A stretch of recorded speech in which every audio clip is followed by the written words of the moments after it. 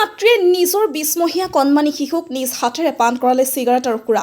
ঘটনাটো সংঘটিত হৈছে শিলচৰ চেংকুৰি ৰোডত। জানিব পৰা মতে সংগীতা ৰয় নামৰ এগৰাকী মহিলাই তেওঁৰ 20মহীয়া সন্তানক যোৱাকালি নিজ হাতেৰে চিগাৰেট আৰু সুৰা পান কৰাই খবৰ পাই নিশাই আৰক্ষীক লগত লৈ ঘটনাস্থলীত উপস্থিত হয় চাইল্ড হেল্পলাইন বিষয়াসকল। আৰু চাইল্ড হেল্পলাইনৰ বিষয়াসকলে কণমানি শিশুটিক উদ্ধাৰ কৰাৰ লগতে আৰক্ষীয়ে গ্ৰেপ্তাৰ কৰে পাহান মাতৃক।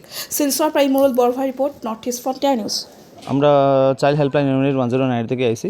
চেঙ্কুরি রোড থেকে একটা কল আইছিল যে মা নাকি বাচ্চারে সিগারেট খাওয়া, মদের গ্লাস সামনে বাচ্চারে সিগারেটও খাওয়ার, এটার ফটো আইছিল। তো এইটা ফোন পাইয়া আর ফটোটা দেখিয়া আমরা লগে লগে ডিস্ট্রিক্ট চাইল্ড প্রোটেকশন অফিসার আমরা ফোন আমি জানাইছি।